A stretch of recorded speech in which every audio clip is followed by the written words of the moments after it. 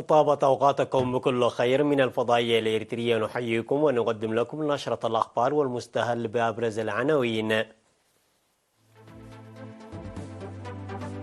الرئيس سياس أفورقي يلتقي رئيس جنوب السودان ووزير خارجية مصر.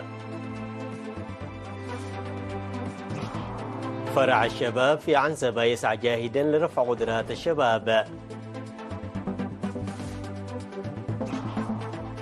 اختتام منافسات كرة القدم دون 23 عاما.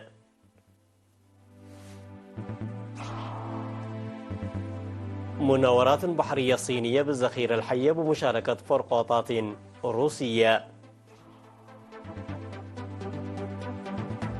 الأسبوع الأول من شهر يوليو هو الأشد حرا على الإطلاق.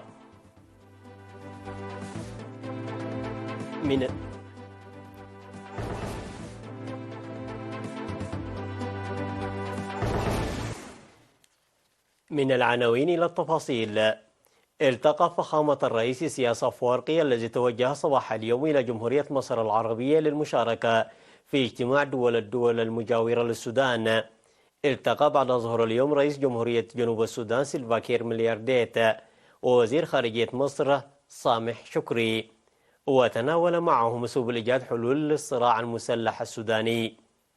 واستقبل فخامته لدى وصوله مطار القاهرة الدولي صباح اليوم للمشاركة في هذا الاجتماع تلبية للدعوة الرسمية التي قدمها له الرئيس عبد الفتاح السيسي.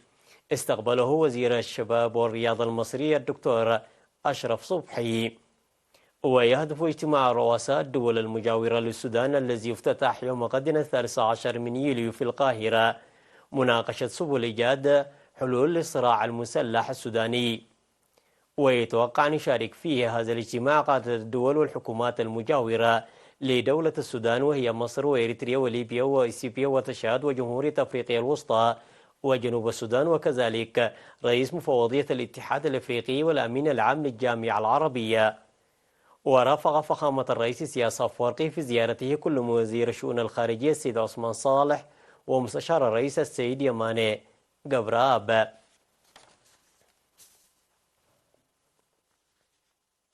أفاد فرع الاتحاد الوطني لشباب وطلبة إريتريا بعنزبة خلال الاجتماع التقييمي للنصف السنوي بأنه يسعى جاهدا لرفع قدرات الشباب في كافة المجالات.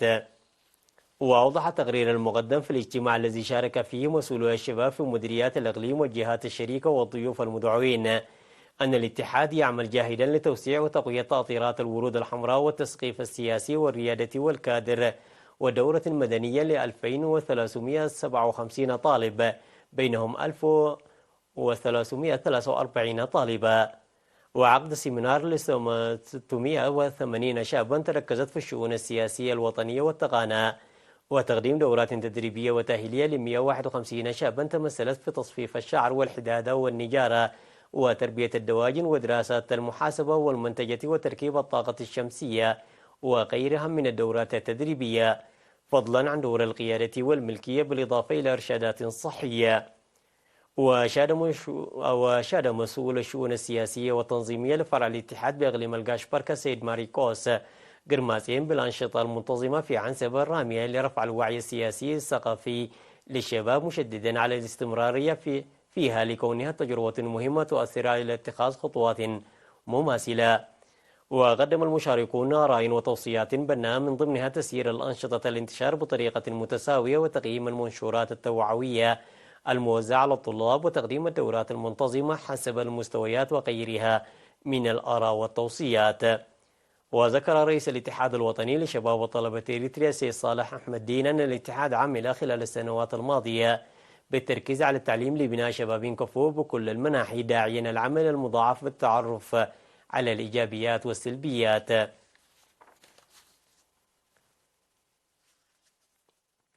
شهد إستار أسمر الدولية اليوم 12 من يوليو اختتام بطولة إريتريا لما دون 23 عاما التي انتظمت في الفترة من 2 وحتى 12 من يوليو الجاري. وشهد المشهد الختامي الذي حضره مفوض الثقافة والرياضة السفير زمن التخل وغيره من المسؤولين في الحكومة والجبهة والضيوف وعشاق اللعبة لقاءين نهائيين. وفاز منتخب الإقليم الأوسط على منتخب عنسبة بسباعية من الأهداف لهدف ليتوج بكأس البطولة وجائزة مالية قدرها 100 ألف نغفة. ونال منتخب عنسبة المركز الثاني والميداليات الفضية وجائزة المالية قدرها 75 ألف نغفة، فيما جاء منتخب الجنوبي بالمركز الثالث لينال الميداليات البرونزية و50 ألف نغفة. كما فازت إناس الإقليم الأوسط على سيدات الجنوبي بالسداسية من الأهداف دون رد ليحققن لقب البطولة و100 ألف نغفة جائزة مالية، فيما نالت إناس الجنوب على الميداليات الفضية و75 ألف نغفة. وإناس إقليم شمال البحر الأحمر حللنا بالمركز الثالث لينالنا 50 ألف نغفة والميداليات البرونزية. واستلمت المنتخبات الفائزة بالمراكز الثلاثة الأولى واللاعبين واللاعبات الفائزين بالجوائز الفردية الكؤوس الميداليات والجوائز المالية من يد مفوضية الشؤون الثقافية والرياضية السفير زمر التخلة وغيره من المسؤولين. وشهد اليوم الختامي لختام فقرات فنية قدمتها فرقة ميراث التابعة لمفوضية الثقافة والرياضة.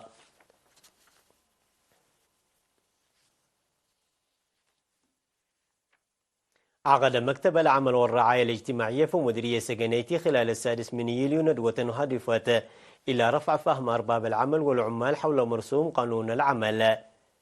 وشارك في الندوة أكثر من 200 من أرباب العمل والعمال، واشتملت على واجبات وحقوق العمال وعلاقة أرباب العمل والعمال، وكذلك دور مكتب العمل والرعاية الاجتماعية في تجهيز العمل والرقابة وحقوق وواجبات العمال.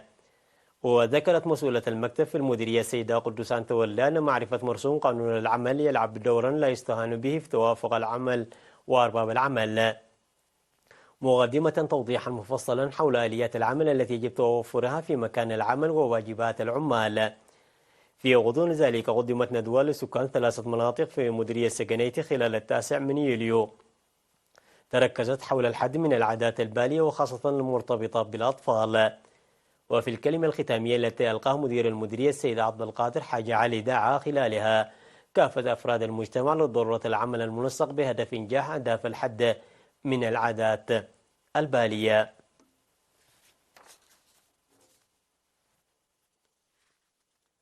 الأخبار العالمية بعد فاصل قصير، تفضلوا بالبقاء معنا.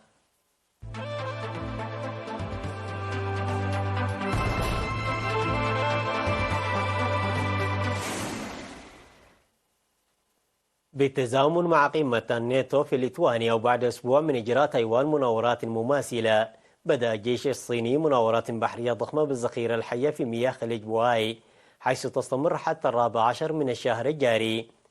وفي 3 من يوليو أجرت تايوان مناورات صاروخية على مدى يومين، حيث تسعى الجزيرة إلى التي تعتبرها بكين جزءا لا يتجزأ من أراضيها، وتتعهد بإعادتها إلى كنفها بالقوة إذا لزم الأمر، إلى زيادة استعداداتها في مواجهة الصين التي صعدت ضدها منذ شهر لهجتها السياسية والعسكرية. كما أن المناورات الصينية الجديدة تأتي بمشاركة فرقاطات روسية، وتأتي في أعقاب تدريبات جوية مشتركة للبلدين في 6 من يونيو الماضي فوق بحر اليابان.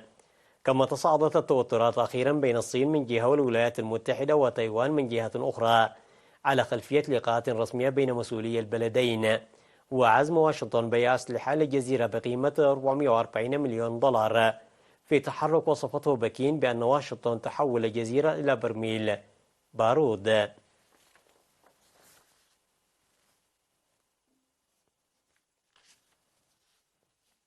قال خبر السواحل الأندونيسي أنه احتجز ناقلة ترفع علم إيران للاشتباه في نقلها نفطا بطريقة غير قانونية.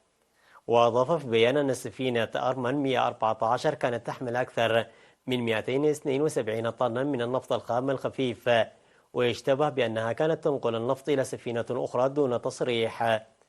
وأفاد خفر السواحل الأندونيسي بأنه احتجز السفينة بعد شهدت وهي تنقل النفط إلى السفينة ستوينيس التي ترفع علم الكاميرون.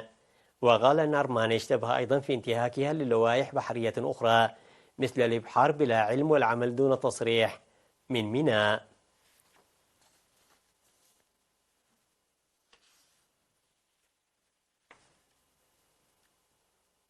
أظهرت بيانات أولية نشرتها المنظمة العالمية للإرصاد الجوي أن الأسبوع الأول من شهر يوليو هو أشد الأسابيع حرا على الإطلاق.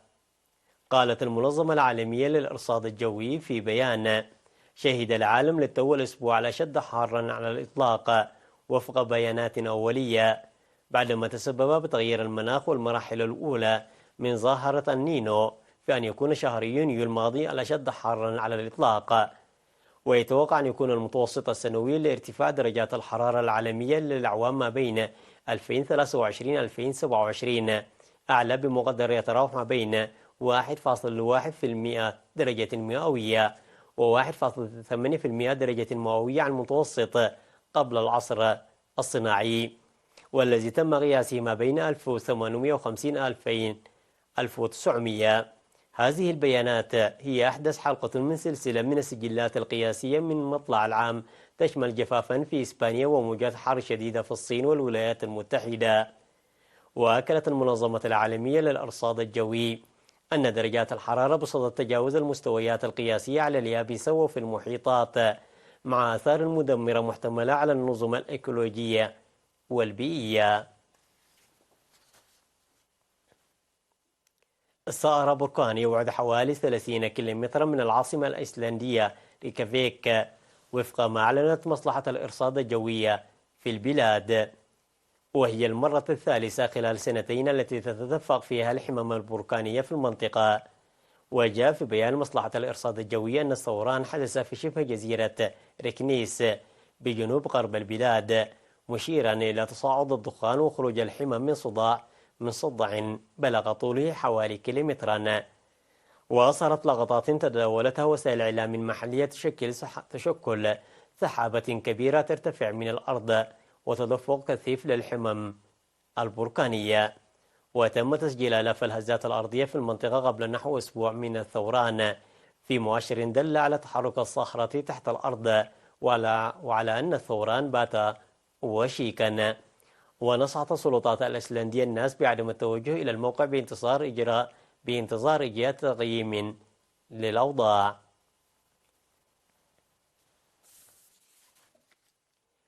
تذكير بأهم العناوين مرة أخرى.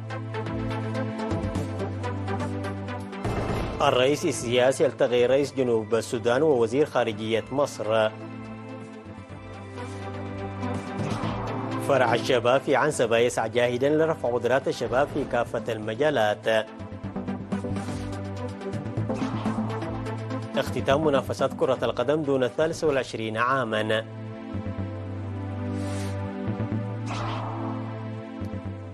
مناورات بحرية صينية بالذخيرة الحية بمشاركة فرقاطات روسية. أندونيسيا تحتجز ناقلة نفط ترفع العلم الإيراني. الأسبوع الأول من يوليو هو الأشد حرا على الإطلاق. وصلنا إلى ختام النشرة، في أمان الله.